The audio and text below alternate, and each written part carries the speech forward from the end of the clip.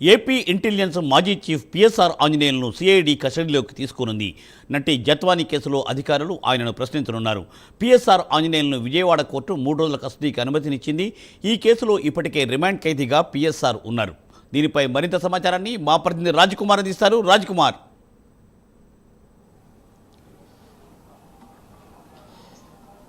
మూర్తి, ముఖ్యంగా ఏదైతే మాజీ ఇంటెలిజెన్స్ చీఫ్గా ఉన్నటువంటి పిఎస్ఆర్ ఆంజనేయులకు సంబంధించి కూడా ఈ రోజు నుంచి 3 రోజుల పాటు సిఐడి కోర్టు ప్రత్యేకంగా ఆయన్ను విచారణకు అనుమతించింది. 3 రోజుల పాటు ఆయన్ను ఏదైతే నటి కాదంబరి జత్వానీ కేసుకి సంబంధించి కూడా కీలకమైనటువంటి అంశాలను కాదంబరి జత్వానీ విషయంలో కూడా ఈరోజు అటు సిఐడి అధికారులు ఆయన విచారించబోతున్నారు. ప్రధానంగా సిఎస్ఆర్ ఆంజనేయులకు సంబంధించి కూడా గతంలో ఏదైతే A2గా A1గా కుక్కల విద్యాసాగర్ను A1గా ఉంటే A2గా ఏదైతే పిఎస్ఆర్ ఆంజనేయులు కాదంబరి జత్వానీ కేసుకి సంబంధించి కూడా ఆమె మీద అనేకమైనటువంటి ఆరోపణలు ఎదుర్కొన్నటువంటి తర్వాత ఇబ్రహీంపట్నం పోలీసులు ప్రత్యేకంగా ఈ యొక్క కేసుని దర్యాప్తు చేసి అదేవిధంగా ఆ తర్వాత కేసును సిఐడికి బదలాయించారు. ఈ నేపథ్యంలో వీటికి సంబంధించి అంటే కాదంబరి జత్వానీ కేసుకి సంబంధించి కూడా పిఎస్ఆర్ ఆంజనేయులదే చాలా క్రియాశీలకమైనటువంటి పత్రం. అంటే ఆమెను బొంబాయి నుంచి ప్రత్యేకంగా ఇక్కడికి తీసుకొచ్చి అనేక చిత్రవదలకు గురి చేసి ఆమెను లైంగికంగా కూడా ఇబ్బందులు గురి చేసినటువంటి నేపథ్యంలో అనేకమైనటువంటి ఆరోపణలు పిఎస్ఆర్ ఆంజనేయులు ఎదుర్కొన్నారు. ఇందులోనే ప్రధానంగా ఈ కేసుకి సంబంధించి 3 ఐపీఎస్ అధికారులను గతంలోనే సస్పెండ్ చేసినటువంటి విషయం తెలిసినటువంటి పరిస్థితి. అంటే దాంట్లో కూడా విశాల్ గున్ని మాజీ ఐపీఎస్ అధికారి, అదేవిధంగా విజయవాడ నగర పోలీస్ కమిషనర్గా వ్యవహరించినటువంటి కాంతిరాణ టాటాతో పాటు ఆనాటి ఇంటెలిజెన్స్ చీఫ్గా వ్యవహరించినటువంటి పిఎస్ఆర్ సీతారామ ఆంజనేయులు ముగ్గురిని కూడా ప్రభుత్వం అధికారికంగా సస్పెండ్ చేసినటువంటి నేపథ్యంలో వీరికి సంబంధించి చాలా క్రియాశీలకమైనటువంటి విషయాలు వీరి నుంచి సిఐడి అధికారులు సేకరించబోతున్నారు. ఈ కేసు నుంచి ఇప్పటికే లోతైనటువంటి దర్యాప్తు నేపథ్యంలో అనేక మందిని విచారించినటువంటి క్రమంలో పిఎస్ఆర్ ఆంజనేయులను కూడా 3 రోజుల పాటు కస్టడీకి తీసుకొని ఉన్నారు.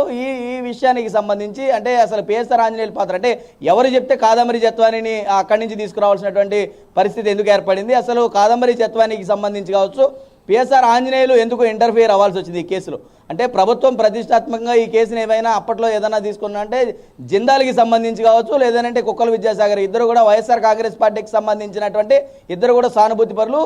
కుక్కల విద్యాసాగర్ ప్రత్యక్షంగా వైఎస్ఆర్ కాంగ్రెస్ పార్టీలో ఉన్నారు. ఇటు జిందాల్ కంపెనీస్కి సంబంధించినటువంటి ఎండి ఎవరైతే ఉన్నారో వారి కుమారుడికి అదేవిధంగా కాదంబరి జత్వానికి ఇద్దరికి కూడా ఒక ప్రేమ వ్యవహారం నడిచింది. అదేవిధంగా కుక్కల విద్యాసాగర్ కూడా ఏదైతే ఒక సినిమా షూటింగ్ వ్యవహారంలో వీరికి సంబంధించినటువంటి ఒక అంశం నడిచినటువంటి ఈ క్రమంలో ఏదైతే ఈ విషయాలన్నింటినీ తీసుకుని వచ్చి ఒక అక్రమమైనటువంటి కేసును పెట్టి కాదంబరి జత్వానీని అక్కడి నుంచి ఇక్కడికి ప్రత్యేకంగా తరలించారనేది ఒక ఆరోపణ వచ్చింది. కాబట్టి కాదంబరి జత్వానీ మాత్రం తను చాలా ఇబ్బందులు అంటే అక్రమంగా తనను తీసుకొచ్చారు. ఎలాంటి కేసును లేకుండా అక్కడి నుంచి ఇక్కడికి తీసుకురావడం, ఒక స్పెషల్ ఇన్వెస్టిగేషన్ టీం ఇక్కడి నుంచి అక్కడ కాదంబరి జత్వానీకి వెళ్ళడం, వీరందరికీ ఏదైతే కూడా ఒక గవర్నమెంట్కి సంబంధించినటువంటి ఏ ఒక్క వ్యవహారంలో కూడా కాదంబరి జత్వానీ ఇష్యూని అక్కడ చూపించకపోవడం, ఇవన్నీ కూడా ఇప్పుడు చాలా ప్రశ్నార్థకంగా మారాయి. ఈ ప్రశ్నలన్నిటికీ సమాధానం ఒక పిఎస్ఆర్ ఆంజనేయులు మాత్రమే చెప్పగలరు. ఎందుకంటే ఒక ఇంటెలిజెన్స్ చీఫ్గా ఉన్నటువంటి అధికారి చెబితేనే మేమంతా కూడా చేసామని ఈ విషయాలు కొన్ని గతంలోనే చెప్పినటువంటి క్రమంలో మేమేమీ కూడా మా ప్రమేయంతో చేయలేదు, కేవలం అటు ప్రభుత్వ పెద్దల ఒత్తిడి కావచ్చు, లేదంటే